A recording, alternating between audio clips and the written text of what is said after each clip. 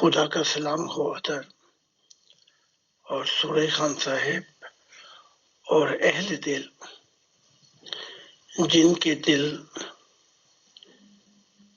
درد سے بھرے ہوئے رات کو بار بار جاگ جائیں اور خدا کی یاد انہیں آئے. تو میں آگے ہوں، تو ہم شروع کرتے ہیں خدا کے نام سے. جناب محترم قبلہ حضرت زاہد علیہ السلام، آج کے دور کے نئے آدم، اللہ کے دل، پیغمبر خدا، ہم آج کے اس سوال و جواب کے پروگرام، ہماری آج کی اس نشست میں آپ کا خوش آمدید کہتے ہیں. ہمراہ برادر پیغمبر سورج خان صاحب کے ساتھ اور دیگر ممبران کی موجودگی میں آپ کو خوش آمدید کہتے ہیں، آپ کا استقبال کرتے ہیں.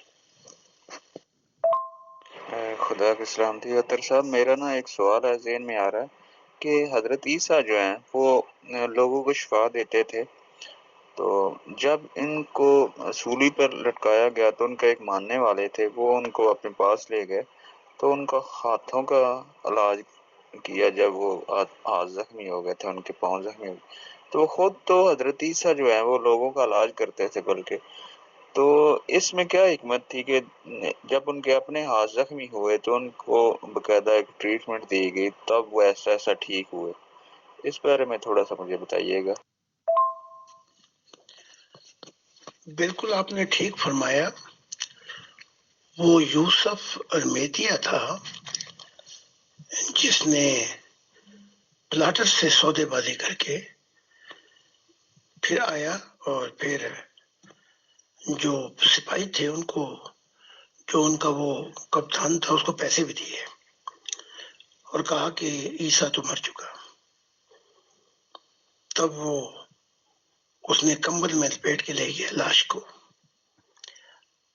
اب اس کے بعد پھر وہ، بلکہ پرانی جو ہسٹری اس میں ہے کہ وہ دوائی تیار کی گئی ملم، اور اس سے اس نے علاج کیا 3 ماہ.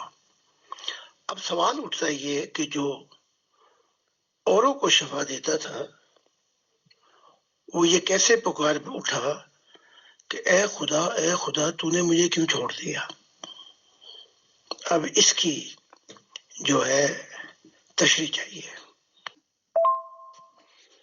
نبیوں سے بہت سے معجزے ہوتے ہیں، لیکن پھر ان پہ ایک وقت آ جاتا ہے کہ کوئی اپنا معجزہ خود نہیں دکھا سکتے. جیسے محمد عربی، بخار کی یہ حالت ہے کہ حضرت علی اور ابن عباس ان کو دونوں ہاتھ کندھے پہ تھے اور پیر جو ہے وہ رگڑے جا رہے تھے زمین پر. تو پھر کہا جاتا ہے کہ جی چاند کو 2 ٹکڑے کرنے والا وہ اپنے آپ کو کیوں نہیں صحیح کر سکا، شفا دینے والا. تو اس کے متعلق یہ عرض ہے، بہت سی مثالیں، شیخ عبدالقادر جیلانی ہوں یا بابا فرید ہوں، ہزاروں لاکھوں مثالیں ہیں کہ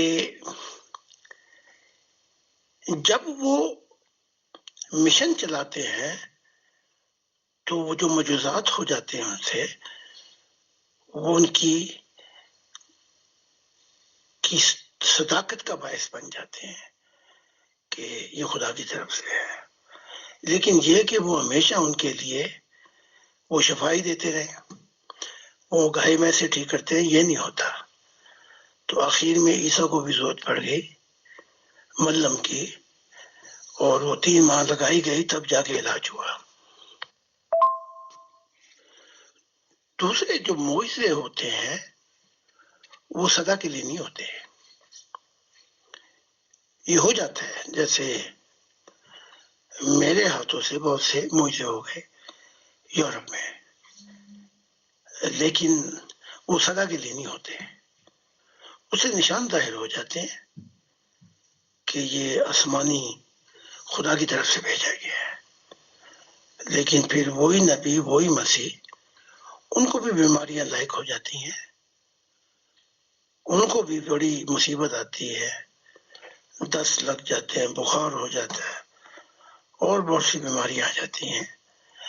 تو یہ جو اپنا موجے ہیں، یہ سمندر کا نمکین پانی ہے، اس کو پی کے پھر پیاسا ہی رہتا ہے. اس سے خدا کی دنیا ہرگز نہیں آئے گی. خدا کی دنیا جو آئے گی وہ تعلیمات سے آئے گی، مراد الہی، معرفت الہی سے. جب وہ کھلیں گے، کیونکہ اس سے روح کی غذا ہے، روح کو نور ملتا ہے. تو جسم کے لیے، جسم تو مردہ رہ جاتا ہے کچھ عرصے کے بعد. اس لیے اس کی شفا جو ہے وہ بعض اوقات نشان ظاہر ہو جاتے ہیں، بعض اوقات نہیں ہوتے. تو آپ اس کو یوں سمجھ لیجیے. جی حضور خدا کی سلامتی جی. ہمارے ایک ممبر کا سوال ہے، یہ فرماتے ہیں حضرت زاہد علیہ السلام سے سوال ہے کہ کیا روحانی مخلوقات بھی اپنی اولاد سے ویسے ہی محبت کرتی ہیں اور ہمیشہ ان کے ساتھ رہنا چاہتی ہیں جیسا کہ انسان اپنے والدین یا اولاد سے محبت کرتا ہے اور ہمیشہ ان کے ساتھ رہنا چاہتا ہے، یا روحانی مخلوقات کو بھی کسی وجہ سے ایک دوسرے سے جدا ہونا پڑتا ہے؟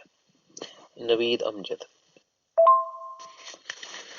انسانی مخلوق کے، کیونکہ یہ دور ہو گئی ہے، اپنا اصل وطن بھول گئے ہیں، تو ان کے معیار کچھ اور ہیں.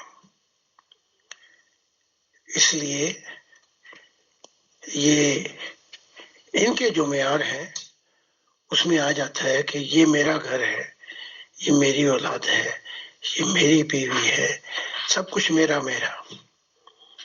لیکن جو روحانی مخلوقات ہیں وہ کیونکہ روحانی غذا چاہتی ہیں، لہذا وہ جو کچھ بھی کرتی ہیں ان کا محور خدا کی ذات ہوتی ہے.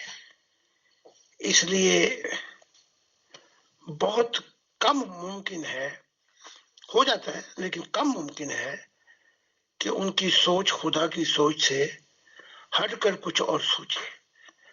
تو جب ہم بھی روحانی ہو جائیں گے تو ہم بھی اسی طریقے سے دیکھیں گے کہ اولاد کی محبت، بیوی، مال، دولت، چاچے، مامے، جو کچھ بھی ہیں، یہ سارے چشمے پھوٹتے ہیں جب سب سے پہلے خدا سے محبت ہو.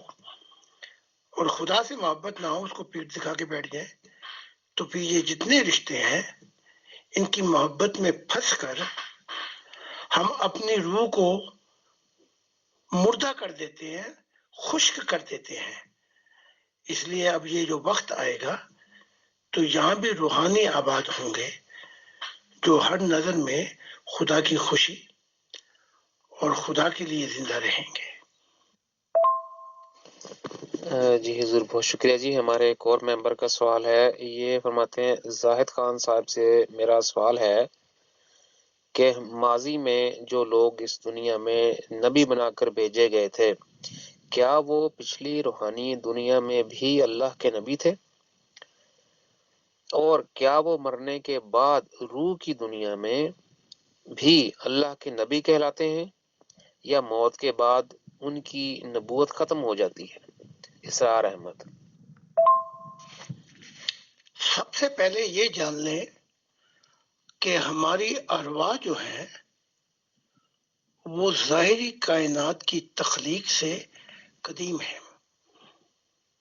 بہت پہلے ہے. ظاہری کائنات بعد میں تخلیق کی گئی تھی. ابھی تک جو ہمیں خبر ہوئی ہے وہ یہ فرشتوں کی، جنوں کی. لیکن جو ہمیں خبر نہیں ہوئی، کیونکہ ہمارے انبیاء جو تھے وہ زیادہ تر تھے چنے گئے فرشتوں کی طرف سے، تو وہاں تک پھر فرشتوں کی جو راز تھے وہ بھی نہیں پتہ لگ سکے، کیونکہ وہی مذہب بناتے تھے فرشتے، وہی گائیڈنس لائن دیتے تھے، رہنمائی کرتے تھے. لیکن یہ نہیں پتہ لگ سکا ہمیں کہ اس سے فرشتوں سے پہلے وہ ان گنت مخلوقات بنا چکا تھا ان جہانوں کے اندر.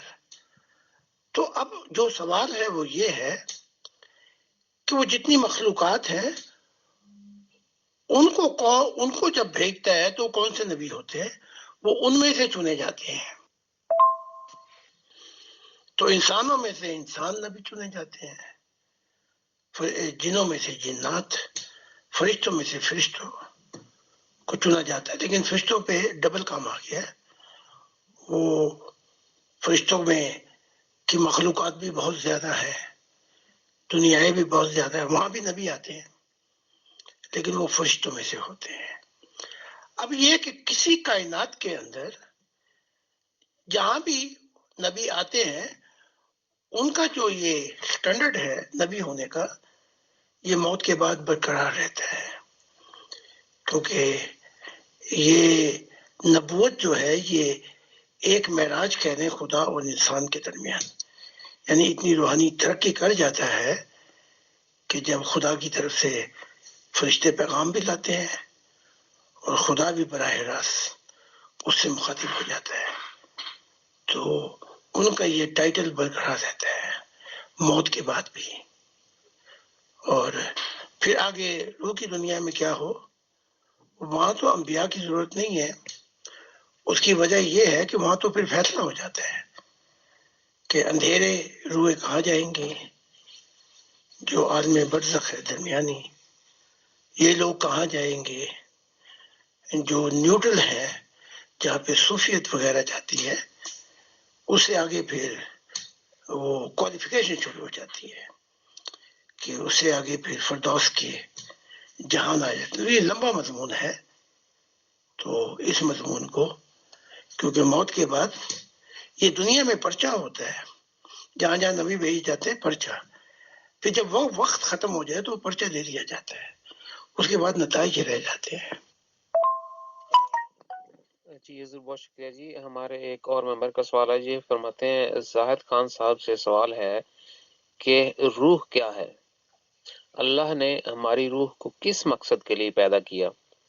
اور جیسا کہ مختلف مذاہب کے اندر قیامت کا منظر بیان کیا جاتا ہے، تو کیا یہ سچ ہے کہ ایک ایسا وقت بھی آئے گا کہ سوائے خدا کے اور کچھ باقی نہیں رہے گا اور خدا پھر سے سب کو حساب کتاب کے لیے زندہ کرے گا؟ طفیل بھٹی. ایک سوال میں 3-4 سوال آپ نے کیے ہیں.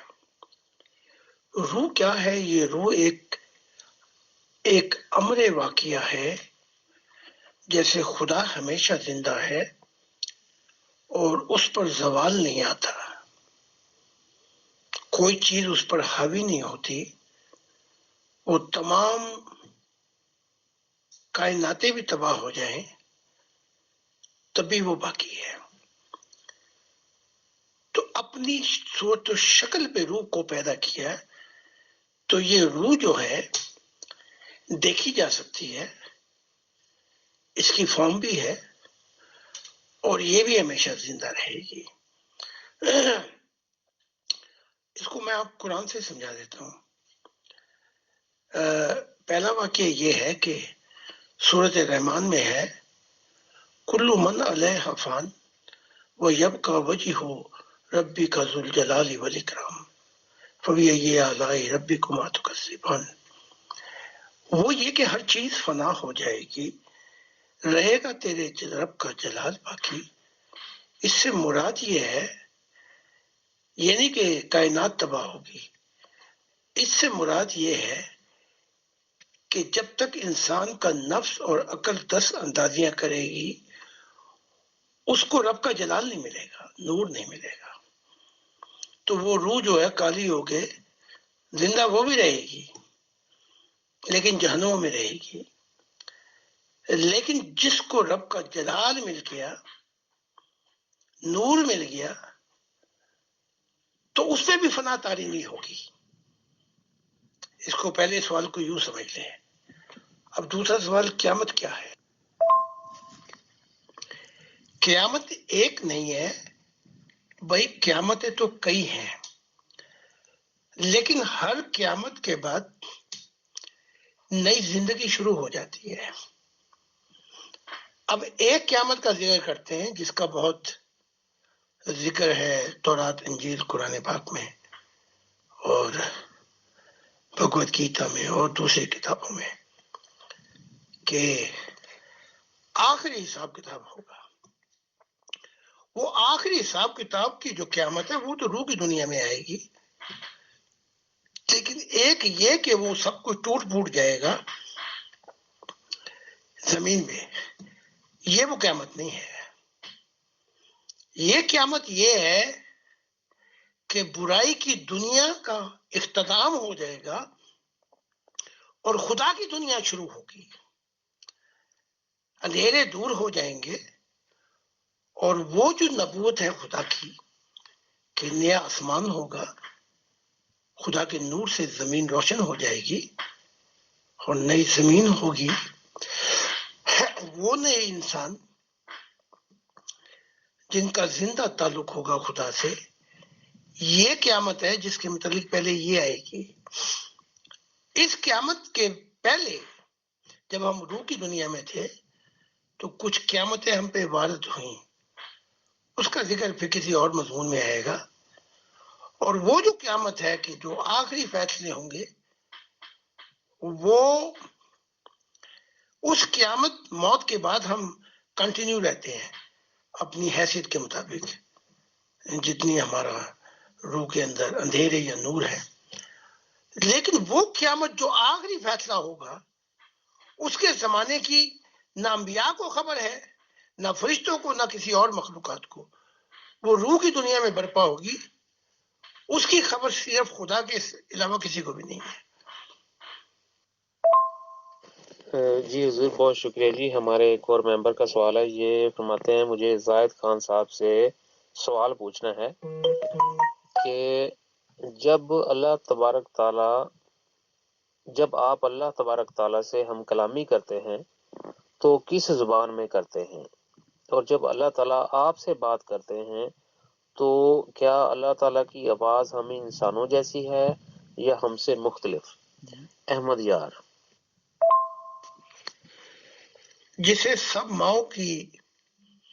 سب زبانوں کی ماں کہا جاتا ہے، یہ زبان ہے روح کی دنیا میں ٹیلی پیتھی۔ اس میں الفاظوں سے غلطیاں نہیں ہوتی، بلکہ جب دو لوگ اپنے آپ کو دیکھیں تو پورے کا پورا مضمون پہنچ جاتا ہے۔ یہ گفتگو فرشتوں سے بھی ہو سکتی ہے، اعلیٰ مخلوقات سے بھی، خدا سے بھی۔ دوسرا جو چیز ہے وہ یہ ہے، جس نے سب کچھ تخلیق کیا وہ پیار محبت میں آپ کو اپنی زبان میں ہی بات کرتا ہے تاکہ آپ سمجھ جائیں۔ یہ ایک دوسرا طریقہ ہے۔ خدا کی آواز ایک اپنی آواز ہے، اس کی آواز میں ایسا ہے جیسے پانی گرتے ہیں پہاڑوں پہ سے بڑی تیزی سے۔ اس آواز میں سوز بھی ہے، ساز بھی ہے، اور اس آواز کو سن کر ہر مخلوقات وجد میں آ کے کہتی ہیں تو ہمارا رب ہے، تو ہمارا خدا ہے، تو ہمارا ایشور ہے، اور روح کا انگ انگ پکار اٹھتا ہے، ہر چیز بولتی ہے تو ہمارا رب ہے۔ تو اس کی آواز جو ہے ہر زمانوں پہ چھا جاتی ہے۔ جی بہت شکریہ حضور۔ ہمارے ایک اور ممبر کا سوال ہے، یہ فرماتے ہیں میرا زاہد خان صاحب سے سوال ہے کہ پاکستان اور اسلام سمیت دنیا کے متعدد ممالک اور مذاہب میں ہم جنس پرستی کو جائز قرار دیا جا چکا ہے، جبکہ ان میں سے چند ایک ہی ایسے ہوتے ہیں جو پیدائشی طور پر کسی طرح کی جنسی محرومی یا نفسانی نگہداشت میں مسائل کے شکار ہوتے ہیں۔ دونوں صورتحال میں کیا ہم جنس پرستی یا خواجہ سرا حضرات یا ان کے مابین جنسی مراسم رکھنا جائز ہے؟ ایسے لوگوں کی روحانی اور معاشرتی رہنمائی کیسے کی جا سکتی ہے تاکہ وہ معاشرے میں ہر طرح سے یکساں طور پر زندگی گزار سکیں؟ راہیل مغل۔ اگر خدا کی دنیا آ جاتی آدم سے یا پھر دوسرا آدم عیسیٰ ابن زکریا سے، تو یہ مسائل حل ہو جاتے ہیں، کیونکہ اب روح کی دنیا میں عجیب عجیب مخلوقات ہیں، عجیب عجیب نظارے ہیں، تو پھر سوال اٹھتا ہے کہ ان کی ہم جنسی کیا ہے؟ یہ جو آپ نے جوجا کہا ہے، شاید آپ خواجہ سرا کہنا چاہتے ہیں۔ تو سوال یہ پیدا ہوتا ہے کہ خواجہ سرا جو ہے، ان کو ہی پتہ لگ جاتا خود کہ ان کے تعلقات کیا ہونے چاہیے، اب کیونکہ ہمارا رشتہ خدا سے ٹوٹ چکا ہے۔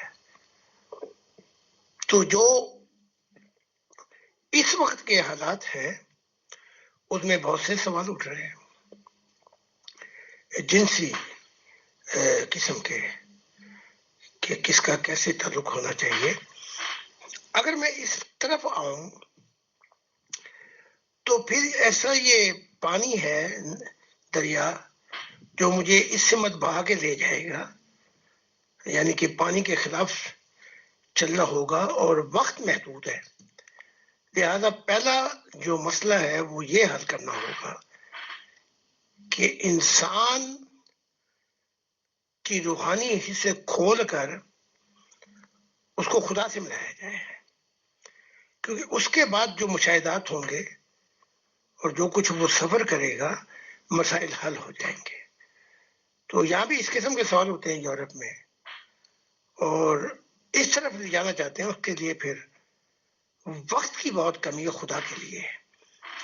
تو اس لیے میں اس مضمون پہ، کیونکہ پھر کتابیں بھی لکھنی پڑیں گی، پھر اور کچھ بتانا پڑے گا، جیسا کہ اب فرشتوں کے رازوں سے پردہ اٹھایا، تو اب کتابوں میں بہت کچھ بتانا پڑ رہا ہے کہ ان کے جو جنسی تعلقات ہیں وہ کیسے ہونے چاہیے۔ اس لیے میں اس مضمون کو ادھورا یہیں چھوڑ دیتا ہوں۔ اب ہمارے معاشرے میں جیسے ہجڑا کہا جاتا ہے، یا ایسے لوگ، ان کی پیشاب کی جگہ سے فیصلہ ہوگا کہ ان کے جنسی تعلقات کیسے ہونے چاہیے، اور وہ خود بتائیں گے کہ کیا ان کے پیشاب کی جگہ آدمی جیسی ہے یا ان کی جگہ عورت جیسی ہے۔ وہاں سے فیصلہ کر کے بتانا پڑے گا، اور وہ بتائیں گے کہ ان کی جنسی تمنا یا خواہش کس کے ساتھ ہے۔ تو یہ تو جب پوری جمہوریت آزادی آ جائے گی تو وہاں پھر جو فیصلہ ہوگا وہ ان کی طرف سے ہوگا، ہم زبردستی فیصلہ نہیں کر سکتے۔ ہاں، جب روحانیت آئے گی تو روحانیت میں مشاہدہ الہی سے پتہ لگ جائے گا کہ جیسے اب اس دور میں آدمی کے ساتھ رہنا چاہتا ہے، روحانیت میں پتہ لگ جاتا ہے کہ یہ وہ چیز ہے جو انسانیت کی آئندہ جو نئی نسلیں ہوں گی وہ بھی ختم، اور یہ وہ عمل ہے جو کائنات کے خلاف بھی ہے، اور مشاہدہ بتاتا ہے کہ خدا بھی اس کو ناپسندیدگی کی نگاہ سے دیکھتا ہے کہ عورت کے ساتھ رہے، مرد کے ساتھ۔ تو اس میں بہت سے نقصانات ہیں۔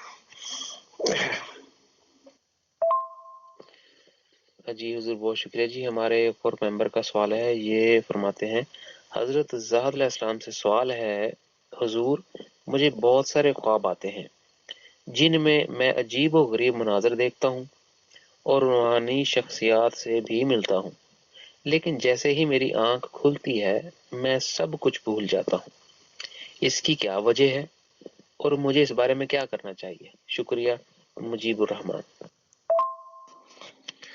اس کی چند وجہ ہو سکتی ہیں،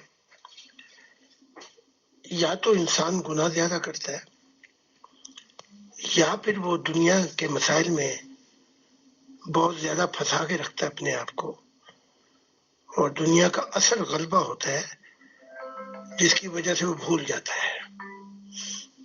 دو چیزیں۔ تیسری چیز یہ کہ اس کا رخ روحانیت کی طرف بھی ہوتا ہے اور وہ دنیا کو بھی ساتھ لے کر جانا چاہتا ہے، جس پر دنیا کا رنگ حاوی ہو جاتا ہے اور اس کا تعلق جو ہے جب وہ دکھایا بھی جائے تو پھر وہ بھول جاتا ہے، اور یا پھر اس کے حالات بدلتے رہتے ہیں، کبھی روحانیت میں اوپر، کبھی نیچے، کبھی دنیا لے جاتی ہے، کبھی کوئی لے جاتا ہے۔ ایسے حالات کے اندر یہ خواب رویا جو ہے ان کا بھول جانا ہے۔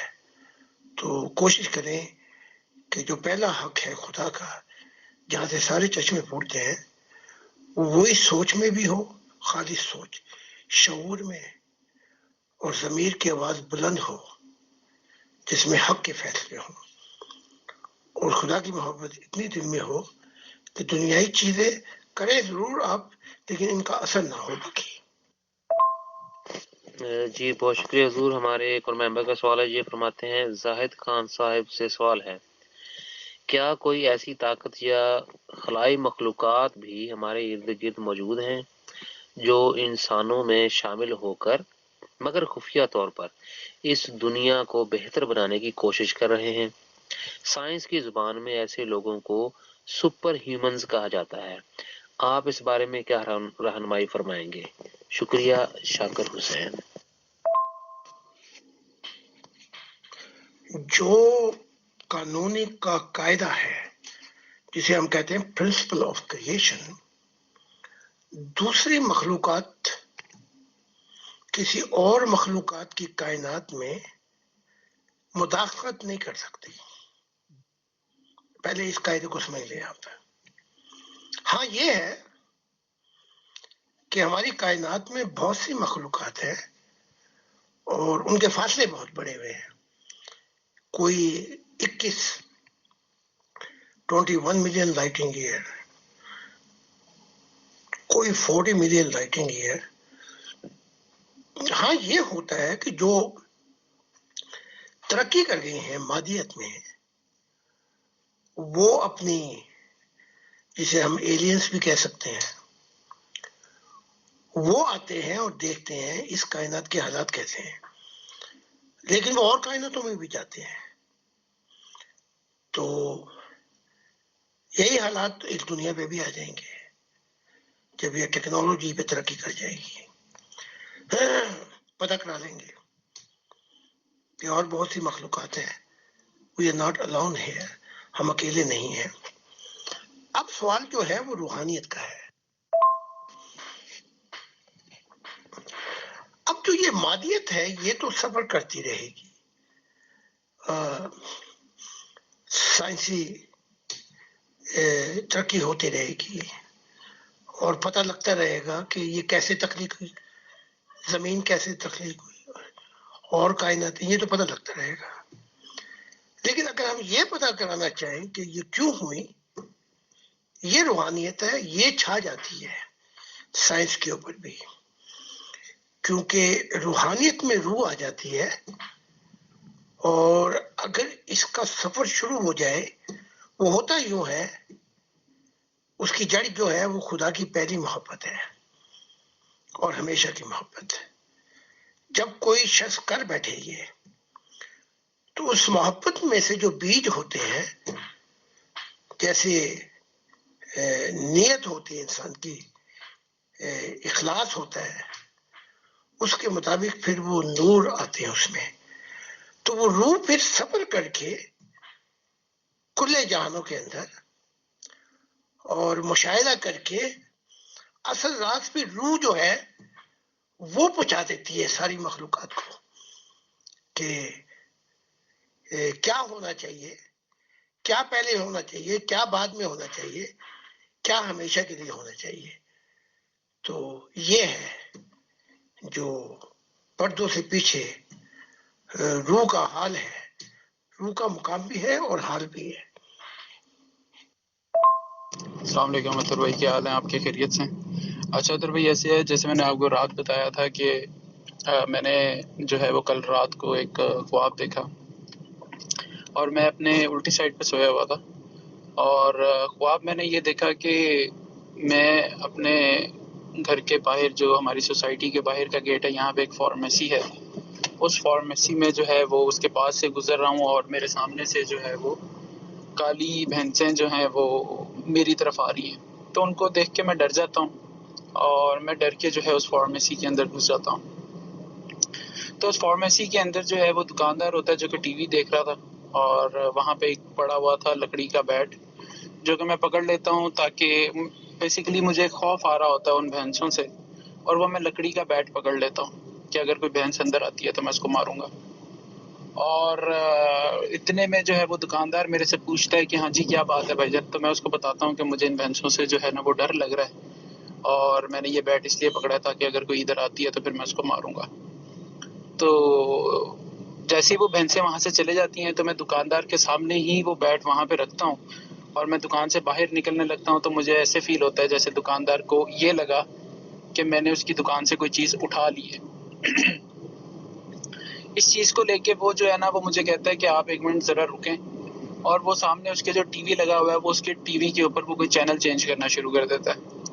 چینل چینج کر کے جو وہ مجھے کہتا ہے کہ آپ یہاں رکیں، اور خود وہ باہر نکل کے لوگوں کو اکٹھا کرنا شروع کر دیتا ہے، اور وہاں سے وہ لوگوں کو اکٹھا کر کے جو ہے وہ دکان میں بیچنا شروع کر دیتا ہے۔ اب دکان میں کافی لوگ اکٹھے ہو جاتے ہیں، اور دکاندار جو ہے وہ واپس نہیں آتا۔ تو دکان میں جو لوگ اکٹھے ہوتے ہیں ان کے اندر ایک بڑی عمر کا ایک آدمی ہوتا ہے جو کہ مجھے کہتا ہے کہ اس دن میں نے آپ کو دیکھا تھا کہ وہ سامنے والی دکان میں آپ کو ایک لیٹر ملا تھا جس کے اوپر عبداللہ کے نام کا وہ لیٹر تھا، اور وہ لیٹر آپ نے ریسیو کیا تھا، تو وہ لیٹر آپ کا تھا۔ تو جیسے وہ لیٹر مجھے خواب کے اندر یہ ہوتا ہے کہ وہ لیٹر میرا ہی تھا، لیکن میں اس آدمی سے یہ بات چھپانے کے لیے اس کو کہتا ہوں کہ نہیں وہ لیٹر میرا نہیں، وہ کسی اور کا تھا لیٹر۔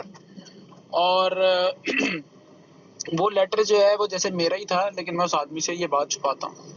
اتنے میں جو ہے وہ میری آنکھ کھل جاتی ہے، اور آنکھ کھلتے ساتھ ہی جو ہے وہ میں نے یہ محسوس کیا اور میں نے یہ دیکھا کہ میں الٹی طرف لیٹا ہوا ہوں، اور میرے سامنے دیوار کے اوپر جو ہے وہ گولڈن کلر کی جو ہے نا وہ بالکل ہی گولڈن کلر کی جو ہے نا وہاں پہ روشنی ہے، دیوار چمک رہی ہے لیکن بہت زیادہ نہیں چمک رہی، لیکن دیوار میں مجھے روشنی جو ہے نا وہ گولڈن کلر کی روشنی نظر آنا شروع ہو گئی۔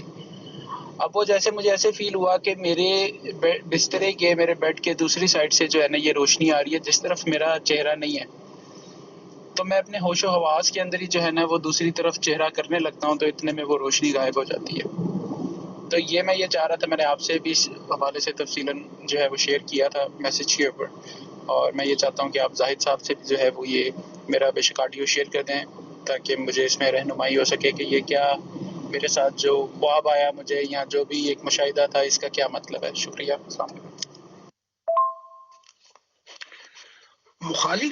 مخاطب جو ہے اسے بحثوں سے اس کی طرف آئیں اور اسے ڈر لگا، ابھی یہ روحانیت کے سفر میں گم گو ہے، مطلب یہ ڈھیلا پڑا ہوا ہے، کیونکہ بحث جو ہے آپ کے گھر میں آ جائے یا اندر آ جائے تو یہ خدا کی عنایات ہیں، کیونکہ دودھ سے مراد یہ ہوتی ہے بحث کے کہ علم دیا جائے گا، یعنی کہ اور شہد دیا جائے گا۔ دودھ علم ہے، شہد خدا کی محبت، لیکن اس صاحب نے الٹا کر کے اس دکان میں گھس گئے اور بیٹ پکڑ لیا کہ اگر وہ آئے تو میں اسے ماروں گا۔ تو انہیں اپنی روحانیت کے بارے میں غور و فکر کرنی پڑے گی۔ پھر جہاں پہ وہ دکان میں تھے اس دکاندار کو خیال آیا کہ اس شخص نے چیز چرائی ہے، تو اس سے جو پتہ لگتا ہے وہ یہ ہے کہ ان کے رجحان کس طرف ہے، جس سے کہیں روحانیت کا ستیہ ناش نہ ہو جائے۔ وہ کہتے ہیں نا کہ دو بیڑیوں میں پیر رکھنے والا ہمیشہ ڈوب جاتا ہے۔ جب ہم خدا کو نہیں دے سکتے تو چاہے دنیا کا ہزاروں دفعہ دے، ہماری کشتی کنارے کبھی نہیں پہنچے گی، کیونکہ پھر اس کشتی کا ملا ہی نہیں ہے۔ اب دوسری طرف یہ ہے، جس طرف یہ لیٹے ہوئے تھے پھر انہوں نے نور دیکھا، تو نور کی آواز جو ہے وہ انہیں بلا رہی ہے کہ آ میری طرف، لیکن ان کا پٹھی طرف جو لیٹنا ہے یہ بتا رہا ہے کہ ابھی بھی ان کے حالات، ان کی کشتی جو ہے ڈاماگو ہے. تو انہیں غور و فکر کرنی پڑے گی کہ جو دنیا کا ہے وہ کتنا یہ دے رہے ہیں. کہیں دنیا کا 80-90% دے رہے ہیں، خدا کے لیے 10% بھی نہیں ہے. لیکن خدا ان کو بلا رہا ہے اور ان سے کوئی بڑا کام لینا چاہتا ہے. تو ان کے چاہیے کہ دعا کرے اور پھر خدا سے دعا کرے کہ اگر مجھ سے کوئی کام لینا چاہتا ہے تو بتا، کیونکہ سب سے پہلے تو ہے، ہمیشہ تو ہے اور آخر میں بھی تو ہے. جی حضور، آج کی اس سوال و جواب کی نشست میں آپ کے اس قیمتی وقت، اس روحانی رہنمائی کے ہم تہ دل سے شکر گزار ہیں. ہمارا جناب پیغمبر سورج خان صاحب ہماری ایڈمن ٹیم کے ساتھ ہم تمام ممبران کے بھی شکر گزار ہیں جنہوں نے اس پروگرام کو سنا اور معرفت الہی کے ان نایاب نوادرات کو براہ راست حضور سے حاصل کیا. تو ہمارے اگلے ہفتے کی اسی نشست کے اسی معینہ وقت پہ دوبارہ آپ سے ملاقات ہوگی. تب تک کے لیے آپ سب پر خدا کی سلامتی. بہت بہت شکریہ اس تحفے کا. کل میں بھول گیا بتانا آپ کو کہ امیر فیصل صاحب کچھ پیغامات بھیجے ہیں. تو ان کے لیے عرض یہ ہے کہ اب خدا نے مجھے حکم دیا ہے کہ عیسیٰ کے بعد، عیسیٰ کے ساتھ عیسیٰ ابن زکریا آئے گا، اس کو چھپایا نہیں جا سکتا. تو اس لیے ہماری واپسی اپنا پیور ڈسکشن میں ناممکن ہے. تو اگر آپ چاہیں عطر یا سورج صاحب تو آپ پیور ڈسکشن میں پارٹیسپیٹ کر سکتے ہیں، اور آپ نہ کہیں عیسیٰ ابن زکریا یا ریپرزینٹنگ کر سکتے ہیں. لیکن میری واپسی ناممکن ہو گئی ہے کیونکہ مجھ پر اب کام کا بہت دباؤ ہے، اور میری سب سے پہلا فرض جو ہے وہ ممبران کی تربیت ہے. تو معذرت کے ساتھ ان کو وہ کہہ دیں کہ میں معذرت چاہتا ہوں، لیکن میری واپسی اب ناممکن ہے. آپ چاہیں تو حصہ لے سکتے ہیں پیور ڈسکشن میں. اور دوسرے عرض یہ ہے کہ ہم اس جمعرات کو نہیں مل سکیں گے کیونکہ میں جمعرات کو سفر پہ ہوں گا. تو پھر خدا نے چاہا تو منگل کو بھی ہمارا پروگرام نہیں ہوگا کوشچن آنسر، کیونکہ میں اگلے ہفتے بدھ تک یا دیکھوں گا کب تک میں وہاں پہ ہوں گا، پھر کاسل جاؤں گا. تو اب ہماری ملاقات سیمینار میں ہوگی.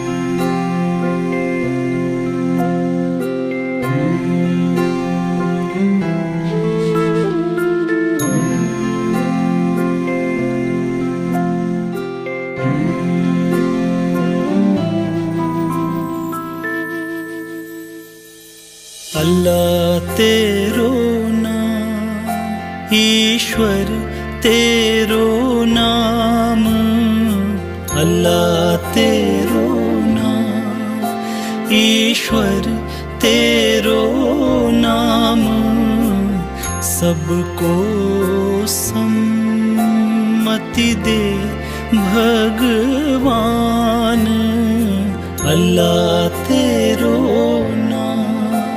ایشور تیرو نام.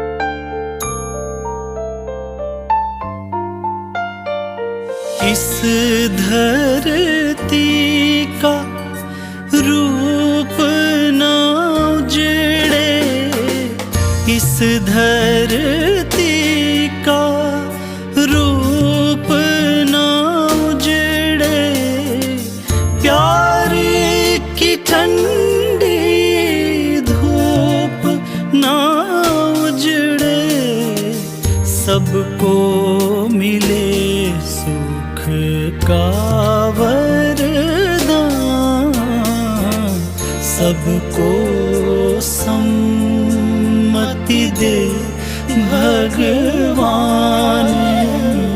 अल्लाह तेरो नाम, ईश्वर तेरो नाम।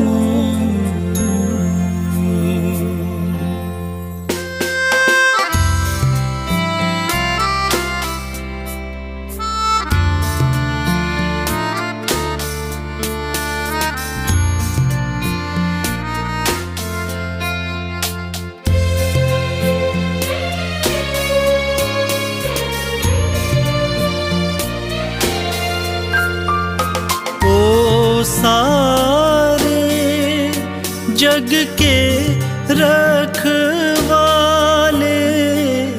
ओ सारे जग के रखवाले, निर्बल को बल देने वाले, बलवानों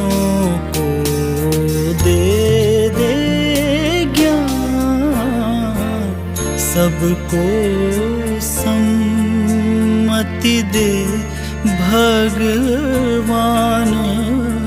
अल्लाह तेरो नाम, ईश्वर तेरो नाम, सबको सम्मति दे भगवान।